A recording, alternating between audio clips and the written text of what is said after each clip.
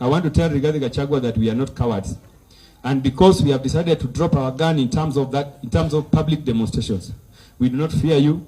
And what we are saying that we will still not accept the leadership of William Ruto, because we believe that William Ruto is a person who does not deserve to sit at the head of this country.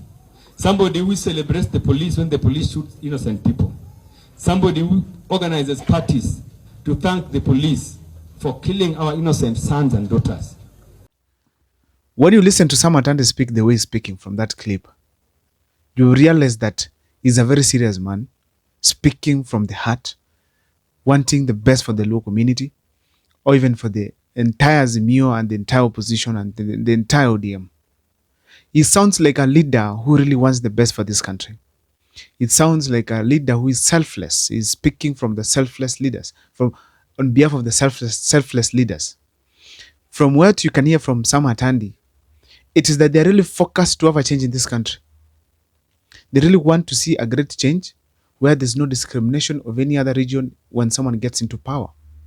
That is basically what is happening. That's basically what is happening. So therefore, as we speak today, that is the picture they were painting just before Raila Amolo Odinga had a handshake with President William Ruto. That is basically what is happening. From that speech itself, you can hear Atandi is trying to insinuate that Rigathi Gachagua's calls for, denial of Raila Amolo Odinga joining government and denying the handshake, it is completely in order that they don't want to join government. And at that time, everyone knew that they're not going to join government because all indications were that Rigathi Gachagua does not want them, is interested by William Ruto. William Ruto himself had said that there's no Musumkati. And then on the other side, the Azimio people, now Sam Atandi representing them, said that we are not going to join you guys in government and that your government is going to collapse.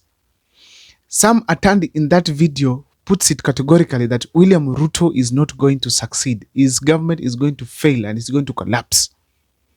According to Atandi from that video, it sounds that William Ruto is not a leader, is truly incompetent to serve as a president, and he does not deserve to be in that seat.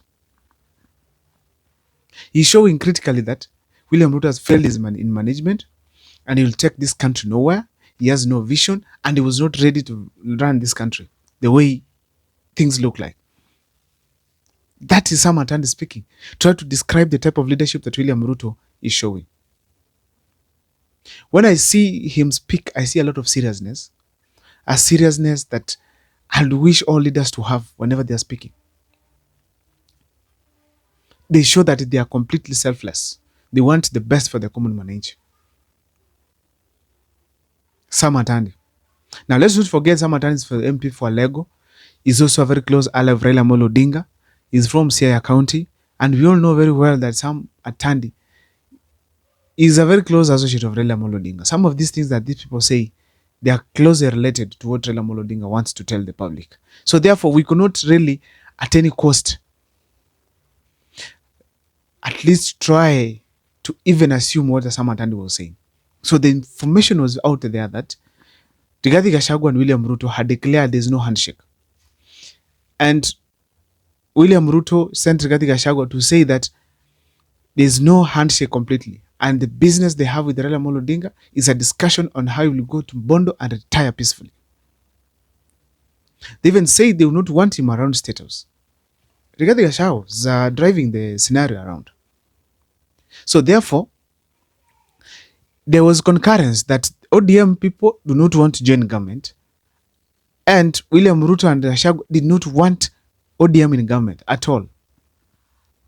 But now, ladies and gentlemen, I want to challenge you now.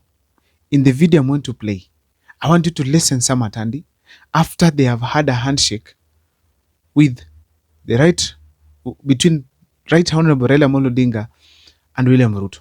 This handshake where there are benefits Raila Amolo Odinga received. One, going to the AU, supported by the government, funded fully. Two, having cabinet slots which they were given. Three, Ruto being supported in 2027.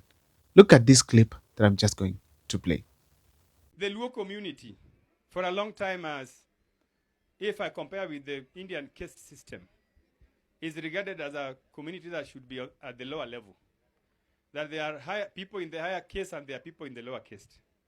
And I can tell you that for a long time, the Luo community has been regarded as a community that should be at the lower caste. And you guys remember that there's a time we were told that a Luo cannot preside over the economy of the country. They even say that our work is only fishing. A Luo can only fish. So you have seen that in the recent past, especially since the formation of the broad-based government, President Ruto has faced a lot of trouble from across the country. There are people who are fighting the president, even without basis, organized opposition. I want to tell you people that the reason why the president is being fought the way he's being fought is because some people think that the president has done a sacrilegious act of nominating a person who should be on the lower case to be in charge and to preside over certain strategic government positions. This is the reality of the matter. Ruto is not being fought because he's bad. What Ruto is doing is there are normal things that even Kibaki did. Uhuru did these things Ruto is doing. But how come everywhere you go, there's an uprising against Ruto? The hidden reality is that Ruto is being fought because he is doing things that people have not done and people did not think should be done. One of them is to place a Luo at the heart of economic governance of Kenya. That today, a Luo is the one that is going to carry the briefcase and is the Minister of Finance.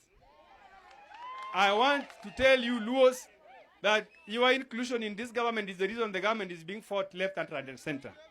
And you must come out in full blast to defend William Ruto. You must defend the Luo community. You must defend William Ruto because he's the reason. You are the reason he's being fought. He has given you positions which nobody has ever imagined you should be in those positions. After listening the version 2 of Atandi, a renowned and one of the most vocal audio members, you realize that probably the Kenyan politics is so self-centered.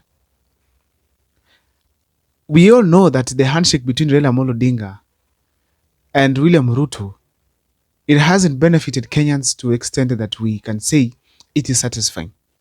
But to Raila Amolo Odinga's side, it has been satisfying because Raila Amolo Odinga has received enough funding. They say it's alleged it's about 10 billion to go campaign and get the AUC's chairmanship seat.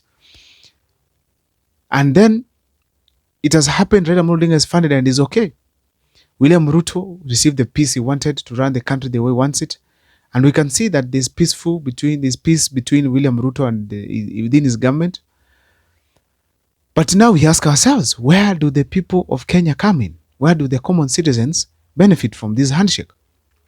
If you check in the country as you speak, there have been a lot of abductions that are happening. People getting killed. Recently, we had the Mlolongo gentlemen who were abducted since December. And as we speak today, they are dead. A very sad story to listen to, even parents across the country to watch. Now, we also had more abductions occurring.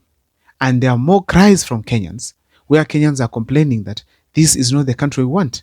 We want better things to happen. We've seen SHA not working. We've seen even the compensation of those who had died before not working. They have not been compensated, especially the youths who were killed on 25th June 2024. The cost of living is not the same again. Things are high. And that is why we are saying here that Kenyans did not benefit from the handshake between William Ruto and Raila Amolo Odinga. But now when Atandi speaks the way he does, there are a few lessons I'm able to draw from there. The first thing is this. The most serious priority of the ODM party, it is Raila Amolo Odinga. So long as he smiles, he's comfortable, he has some powers, the entire country is okay. The entire ODM will speak positive. So long as they have seats that they are having as cabinet seats, so long as they are considered in whatever thing that's going to be said, that means very well they are comfortable. And the country, whatever the people experience, they don't matter. As we speak today as a country, if you go to somewhere like Luo Nyanza, there's a lake there. But the issue of water in people's homes is still a challenge till date. Where there's a lot of water that these people can decide to channel it, clean it, and make it available for the people of Luo Nyanza, there's no water in homes. Getting water is just like any other problem in the other regions like here in Kisii to get waters in homes. As we speak today, the issue of roads, yes, it was done before during Uhuru Kenyatta's time. We had since 2013, there have been significant improvement in roads that are done across the country. But we are saying generally that we are yet to see significant development projects occurring even in Luo Nyanza. Even in Luo Nyanza. As we speak now, the most tremendous thing that could have happened to the people of Kenya, it is having the cost of living going down, so that the cost of unga goes further down, decreases further. The cost of electricity, the cost of fuel, the cost of sugar, the cost of cooking oil, they need to go down significantly to an extent that the common mwananchi, the common person who goes to buy, who maybe goes to work as a mjengo person, the 500 he gets to come with home makes sense to the family. They can be able to buy food and probably save 100 bob. That is the lives that Kenyans are yearning for. But now when you listen to Atandi speak after they have gotten what they want, after Raila Amolo Odinga is happy, then you probably learn that in this country there's nobody who is fighting for the common mwananchi. That is very clear that all these leaders are self-centered. They only want the best for themselves. Those are the few lessons that I was able to borrow from Sam Atandi, and probably conclude that we cannot trust all these leaders. See you next time for more videos. Please let me see it on the comment section what you think about Atandi's kigeugeunes.